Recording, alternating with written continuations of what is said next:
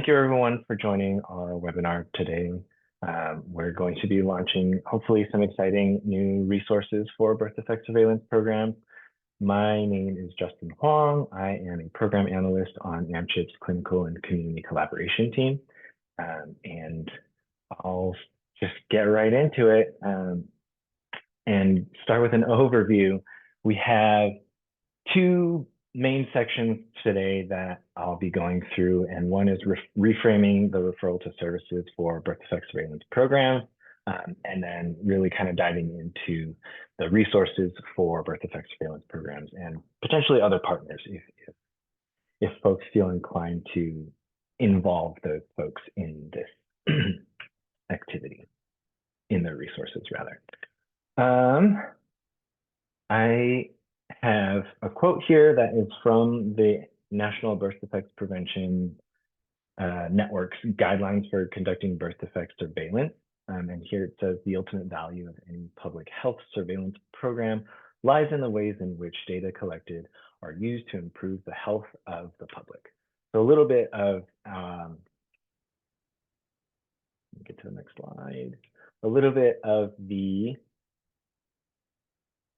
audience engagement. If you could please go to this link, and I think I'll copy. Sabra, can you copy and paste that into the chat? I can try. Okay, and answer the question of what are the most common ways that you know of your birth defect surveillance program data being utilized? There are a few options here, and if you don't have access to Mentee, I'm going to share this piece. Justin, I cannot share it because you just changed screens and I can no longer see the link. Okay. There's so if you go where that Mentee code up there, that's our ACEs thing here. So if you go to mentee.com and then type in the code. Oh, okay. 5708845.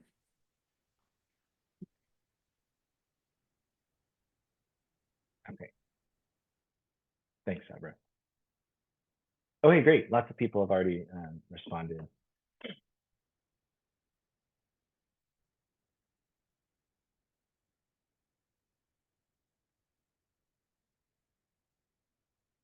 Okay. Should see it change a little bit as we go through. I'll wait for a few more responses.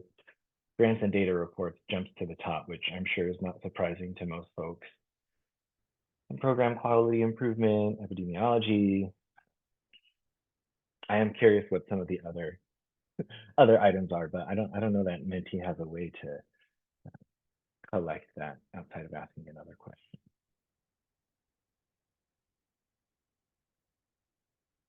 Awesome. Thank you for answering that first question. I'm going to move to the next slide, and feel free to continue responding to this first question. Move to the next slide. I have another quote, again, from the guidelines for conducting birth defect surveillance. Having agencies use birth defects data to link patients with appropriate services is a critical data use that has immediate and direct impact on the lives of those affected. This next Mentee right here, again, the same link. If you already have it open, you should be able to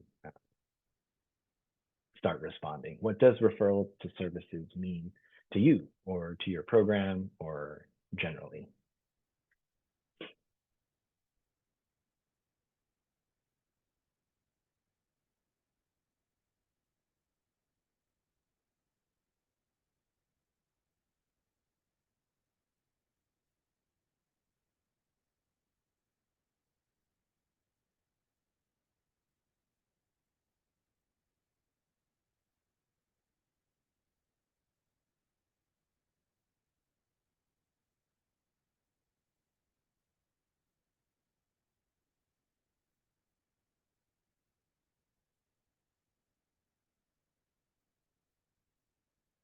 I like that support is kind of floating around as the most submitted connection, help,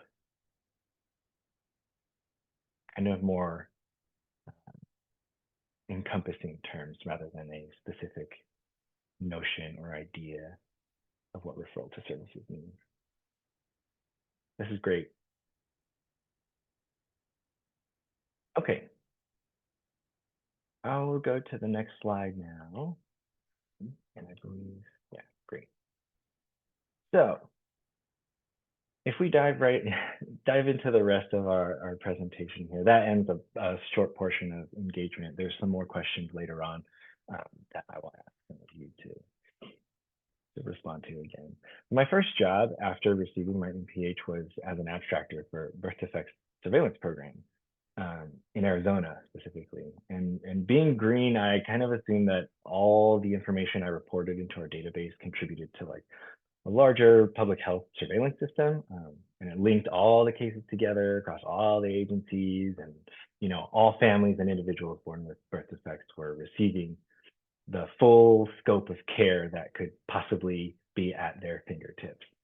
And I mean, the active surveillance program I was a part of, we did our best to report as many details as possible, things like dates of diagnoses, consults, tracking changes in ultrasounds and echocardiograms, looking for maiden names, zip codes, a lot of different things, even social work notes for some things that don't come through on the doctor's notes. So I'm sure to none of your surprise, I realized that my assumption wasn't really grounded in reality, at least not a current one, because there are folks that are actively working towards making that type of a system real. So our hope with some of these resources that we've developed with the CDC and the Birth Defects Prevention Network is to help the surveillance programs better identify their role within their larger referral system. So I want to establish a few definitions now that we've kind of had a chance to respond and say what these mean to each of us. Birth defects, just off the top, is a term that we're utilizing to describe a group of medical and anatomical and or biological variation that a child is born with. I'm sure most of you are familiar with that. A service can be anything that is provided to an individual. So clinical, public health, other support programs and measures that protect and improve the lives of children born with birth defects and their families. And then referrals, in our case here, at least what we want to establish is that collaboration, including data exchange between the Birth Defects Surveillance Program and service providers, providing the information to healthcare providers or families and or directly connecting families to care are all part of what constitutes a referral. So for the purposes of this tool, we're hoping that referral to services can be defined as an activity that's related to using birth defect surveillance data to improve the equitable access to healthcare, education, other supports, including financial, developmental, family, and other services for children with birth defects and their families in general. So how do we kind of bring this framing together, and how are the social determinants of health involved in how we pulled this framework together? I think it's safe to say we're all familiar with the social determinants of health. It's something, along the lines of the conditions where we're born, live, work, learn, play, worship, and how that affects our lives overall.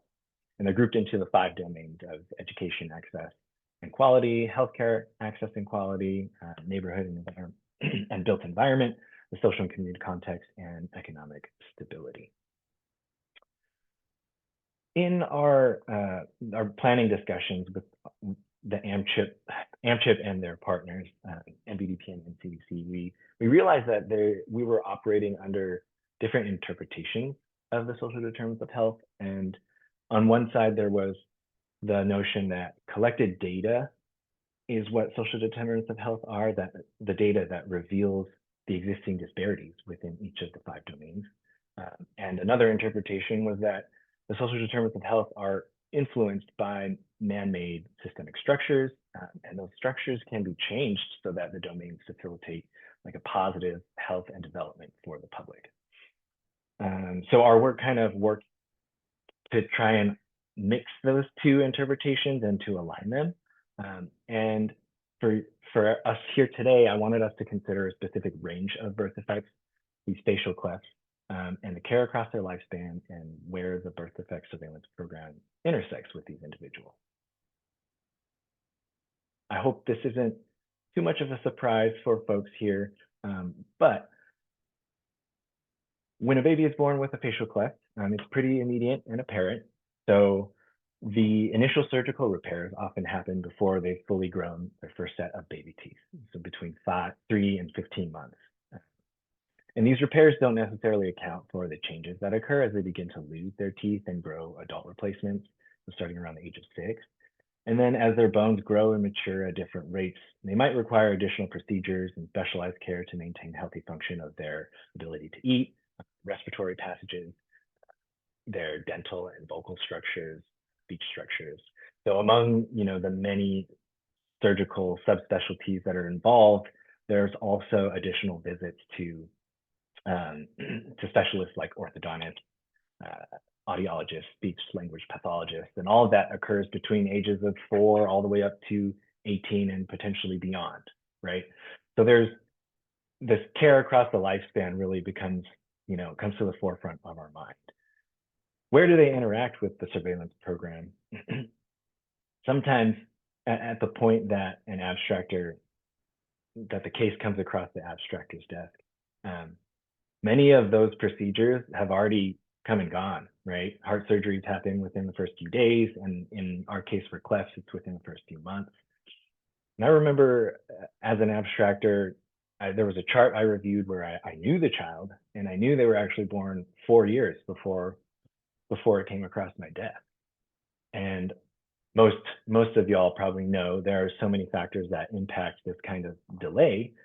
Things like waiting a full year before requesting the charts, the time it takes for the facility to respond, re-requesting records that were missed or went missing or didn't come through on the fax machine, staffing capacity and different backlogs in reviewing charts, and so on and so forth. So where is the utility of the surveillance data in this specific case? Like beyond the descriptive epidemiology for reports and academic research, we think a better question would be, where is the utility for that specific family in collecting that data? And if you're thinking kind of how I'm thinking too, this kind of introduces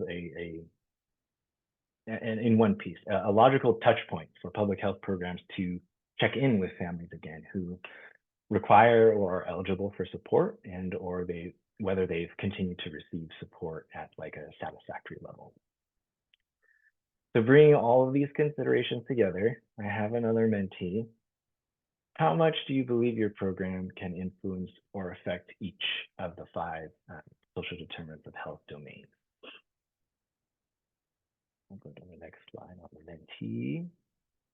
You should be able to rank them, I think it's 0 through 5 or something like that. And 0 is no influence, and 5 is a lot of influence.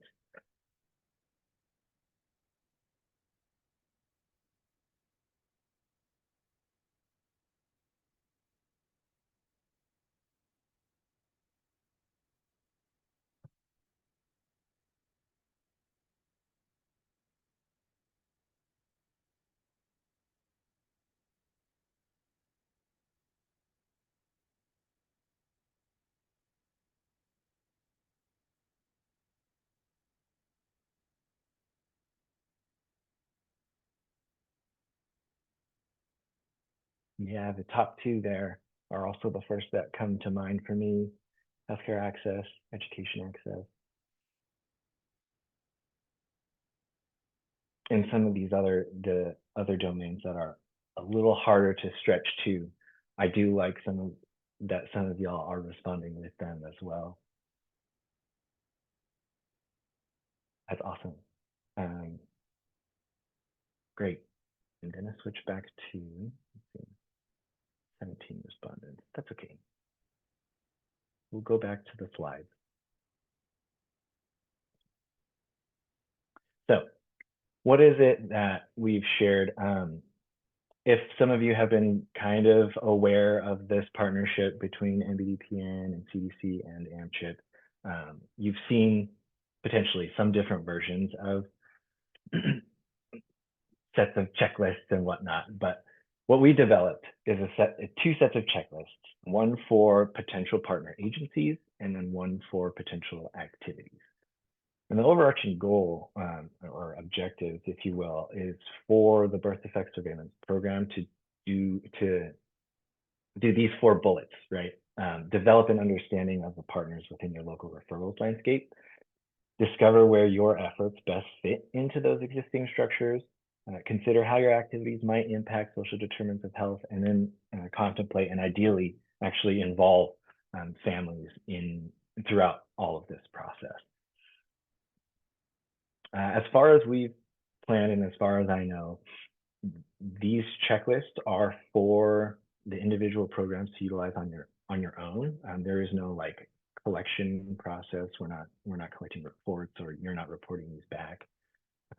And completing the agencies and activities checklist should provide a current inventory for your programs to identify where there are other opportunities to explore, consider how different activity and agency card pairings might lead to innovative solutions, maybe considering a previous strategy that could be revisited with a new lens, or even like the opposite end of solidifying a reason why an activity or a partner hasn't or maybe shouldn't be attempted in the near future. There were 7 programs that were able to pilot this tool, and we still have some minor tweaks that we should be finalizing by the end of the day. They spent anywhere from 30 minutes to 2 hours working through the checklist and filling out the list and the cards that they thought were relevant to them. And I'm going to share what that looks like right now, at least the last iteration that we have. Oh, I'm sorry. For the agency's checklist and the card, there is a checklist of 17 agencies that are grouped into 5 different categories. You can see them right here. They're kind of grouped together in like specific services for Shin and their families to more general public health programs, and then like healthcare access and insurance like Medicaid, and then other family support programs like Family Voices, or even local organizations. And then for the activities, we have them split up into 2 different sets. There are core activities that are recommended, and they should be done on a regular basis if you're engaging in those activities. And then the enhanced activities are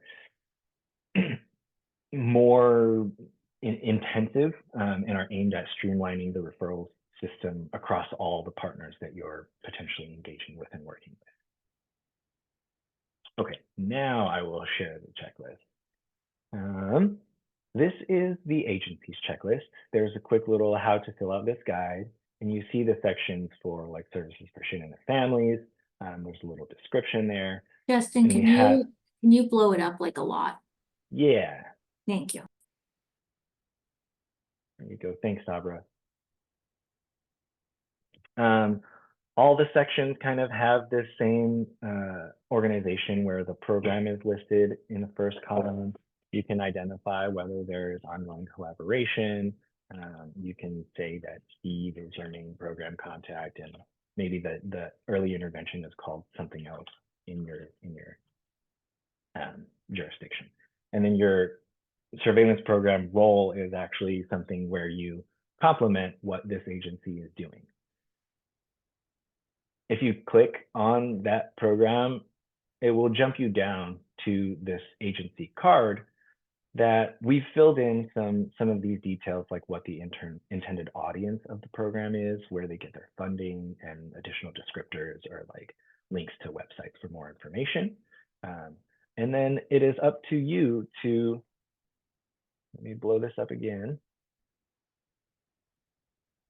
Whoa, okay. To fill out these all these fields, you'll notice that when I click yes, they're linked. So you can kind of, if you make an edit to, now it needs to be 10, it will make those changes as you move along. So let me blow this up again. This is not as easy as I thought it was going to be. Sorry. Okay. The more involved questions here are describing any existing collaboration or ideas that you have for collaboration between your program and this particular agency. And then you're also thinking about how are families made aware of the services of this program, and where can the surveillance program kind of support making those kinds of connections, if at all. So that's how the agency's checklist and their corresponding activity cards are organized. This checklist here is made for you to kind of have a quick reference so that you can see it really easily and in one shot. Here's the rest of them over here. And all of them are linked and backfill and whatnot as you make your edits, as you work through everything. For folks who think that there aren't enough agencies or partner agencies that you can work with, and maybe there are very specific partners that you wanted to work with. I'm sorry, is someone asking a question? Okay, don't worry. We left this, we have a separate like blank agencies template for you to utilize. And you can type in whatever it is, local support org. Fill out the contact information similarly, or we're following them. And similarly, it will jump down to the bottom for you. And then you can fill out this information on your own, whatever you think is relevant. Okay, moving on to the activities checklist. And reiterated here are the differences between the core and enhanced activities. Another quick how to fill out the guide. And then the core activities themselves. Here are 5 core and then 5 enhanced. And it's built similar to the agency's checklist, where as you fill these in and you click down, it will fill in for you, okay? When we get down to the activities cards, this one is more involved than the agency's checklist because it involves making those specific connections between your birth defects surveillance program and how you're potentially impacting the social determinants of health. We have the little blurb of how it affects the social determinants of health or how you can influence it. And then there's space for you to think about what partners, are most aligned or can reinforce your engagement with this activity. How does the determinants of health relevance kind of help frame or reframe any existing opportunities or existing activities that you're doing that can contribute to improving the referral system?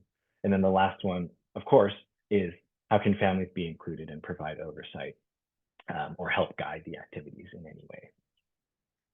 Just like the agency's checklist, I'm zooming back to the top, we have a blank activities checklist too, where you can, again, fill in your own activities as you see fit. You can pull things over from the example into this blank template and prioritize however you like. The one additional item here is that the impact matrix designation has an additional link where you can go and see how to fill out or how to determine your designation. But from the wording here, quick wins is something that is easy to do and won't be super time intensive, and the hard slogs are something that will be very time intensive and difficult to do. So that's kind of the range that we're working with here. Okay, specifically, I'm going to switch back to the presentation because of the 5 core activities that we had proposed. If you hadn't started doing any referrals work at all, these are great places to get started. And if you have started already, then this is kind of where you'll compare, incorporate, or like improve any activities that you're working on. Each of the core activities should have a low barrier to entry, but our hope is that most of y'all will recognize that you're engaged in different components of the activities. You just haven't made that explicit like connection to how you're impacting the social determinants of health. I do want to go through the core activities to hopefully provide some insights on how they can be linked to social determinants of health. And because the determinants are interpreted differently, there isn't like a strict one-to-one of like, oh, this activity is definitely linked with this domain. So the first activity is assessing your BDSP's referrals activities. It should be the most simple in the sense that you want to state what kinds of referral activities your program is engaged in. If it's truly nothing, then your task is to identify activities, how your program wants to engage in the referral. And with this determinants of health lens, it impacts the healthcare access and quality and education access and quality domains.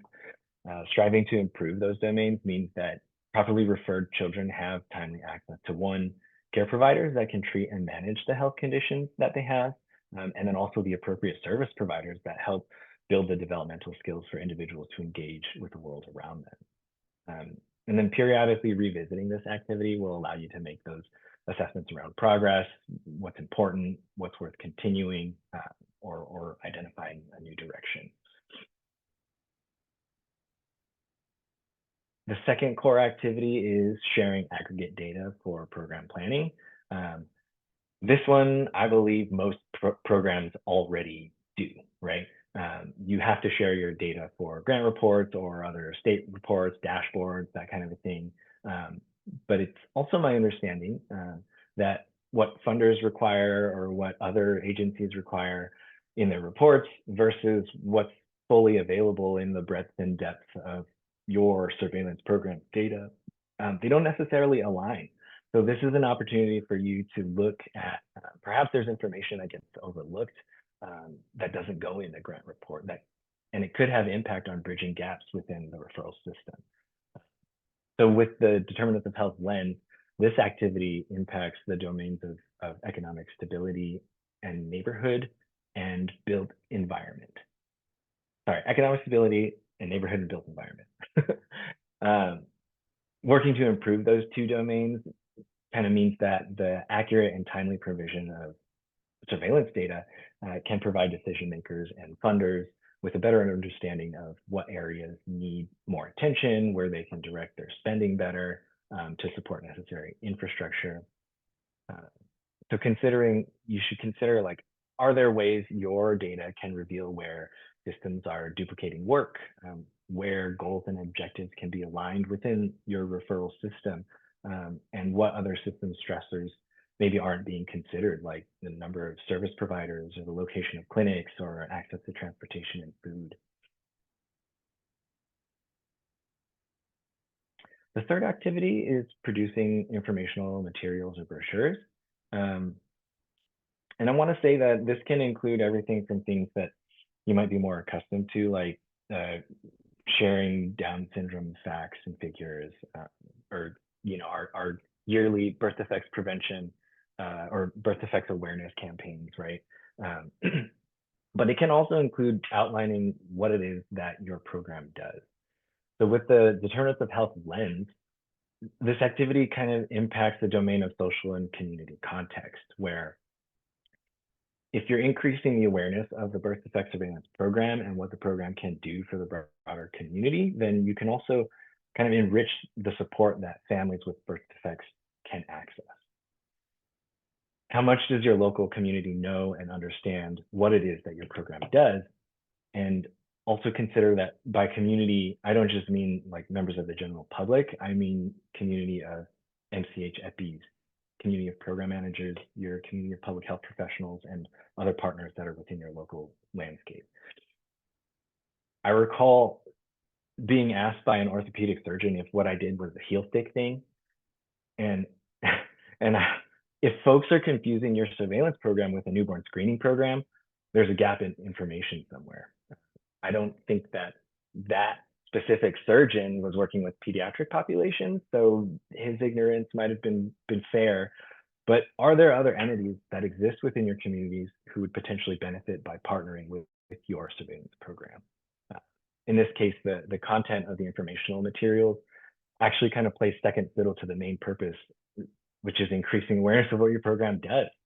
And the process that we're encouraging folks to be involved in is reaching out to a partner, determining a topic that you want to co-create materials on, and seeing that to the finish line creates an opportunity for the partnering agency to get a closer look into your surveillance program work and for your staff to better understand what the partnering agency does.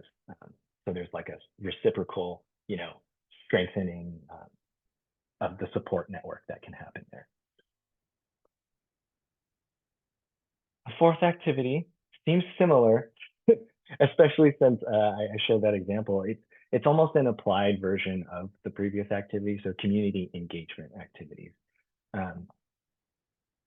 If we kind of forget about what external partners know, the who, what, whys of what a BDSP does, we can also kind of look internally about with what our other departments housed within our office or our bureau or whatever it is, our larger public health organization. Are they also aware of the surveillance program?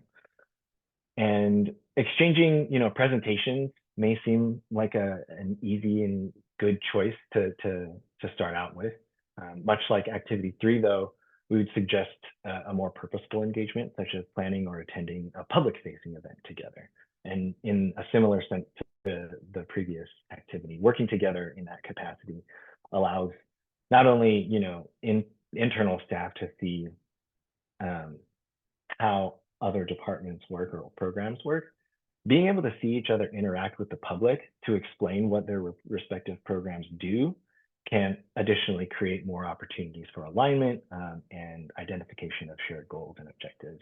So this determinants of health lens impacts the domain of neighborhood and built environment, where in addition to members of the general public, consider your community to also include the agencies and organizations that work in parallel spaces. Building those relationships can help create that alignment in goals and objectives to benefit the overall community. Our last core activity here is engagement of, or engaging with families and people with lived experience. For any subset of identity groups, it's probably safe to say that the slogan of nothing about us without us is very important. Do the individuals and families who are the living embodiment of your line level data with your surveillance program, do they know how their data is utilized for public health? Are there opportunities for them to provide guidance on improving referrals, or even better yet, contributing to those improvements within the system? Creating opportunities to have those kinds of discussions ultimately serves the greater purpose of improving the health of the public. The domain here for the terms of health is social and community context, in the sense that having families be more connected to the public health systems and resources kind of intersects across multiple aspects of social determinants. It can build community both within the public health work that the family is engaged in and their normal daily lives. It allows state workers to receive appropriate feedback to improve the neighborhoods and built environments that they're working in. And it can also provide additional supplemental economic security if compensation is available to participation, to the family members that are participating.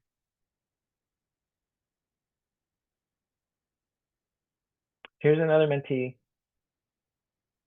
It should be a simple, if I'm remembering right, yes, no, maybe.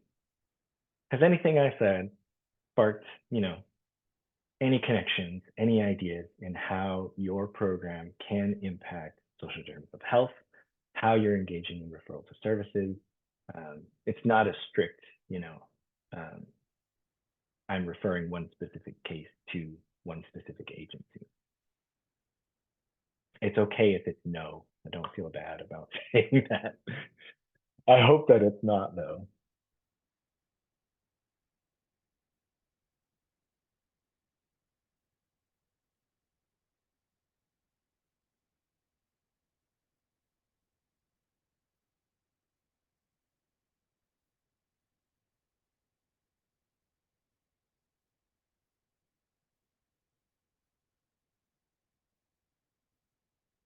Feel free to keep working or considering that. There's another mentee right after this. In thinking or brainstorming about your next steps, is there a determinative health domain that you now believe your program can work to influence that maybe previously you didn't think was possible?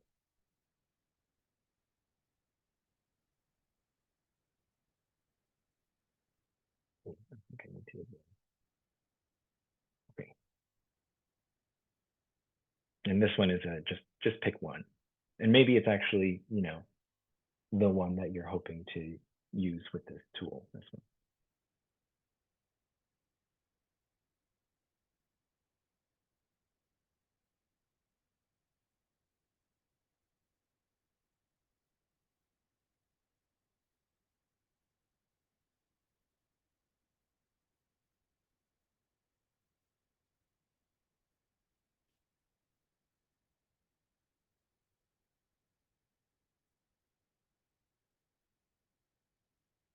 Thanks for participating in that. I think there might be one more after this, but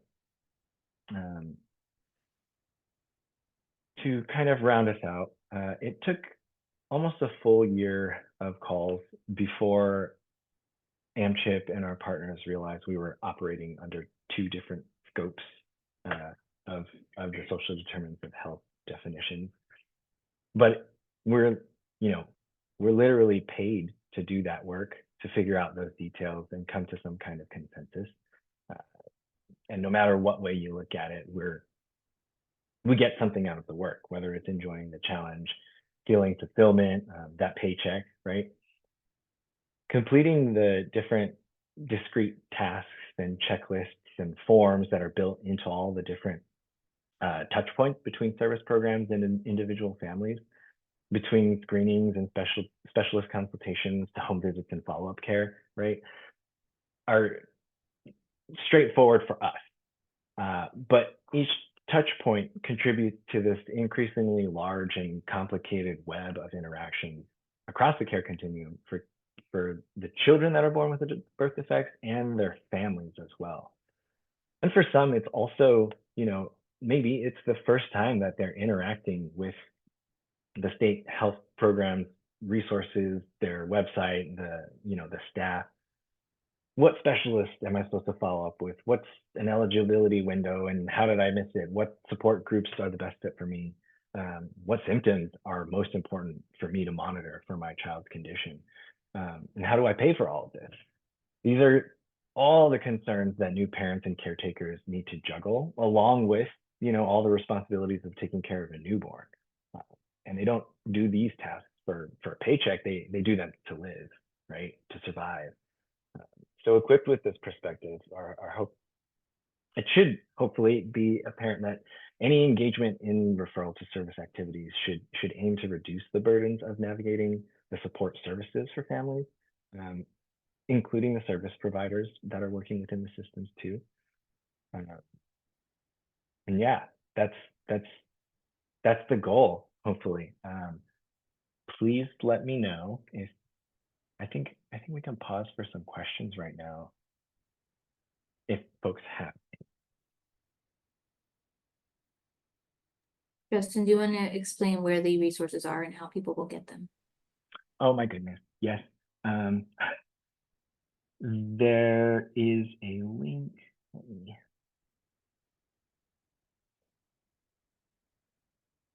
I will just copy paste this in here.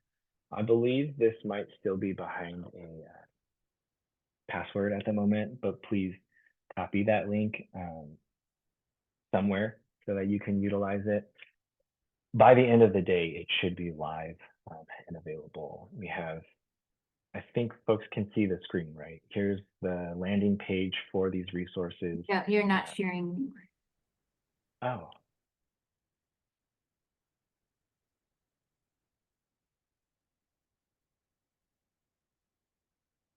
Okay, sorry. Can you see this web page? Or not at all? Still just seeing you. Justin, I'm able to see your webpage. It Oh, might okay. be Oh, There's a little button at the top of the very top of might the have Zoom been- where it you might can be switch me. it. Okay, no worries. Totally plausible. Yeah. But yeah, so resources, those objectives reiterated. There are 2 different links. The more filled out agencies and the blank filled out activities and the blank activities template as well. We will upload the webinar here so that you can rewatch if you hope to. And then I guess a little plug that if you have surveillance program resources, yeah, sorry, Marcus. And also, hi, Marcus.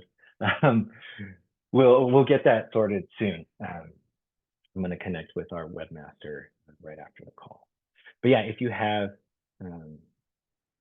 resources that you'd like us to highlight on this page related to your programs, referral to services, activities, please email them to us at ccc@amchip.org. I do have an evaluation survey that I want to launch. Get that. If you wouldn't mind filling that out. And I want to acknowledge that this project was supported by the CDC, and we couldn't have done it without them. I appreciate all of the meetings and back and forth emails and commiserating.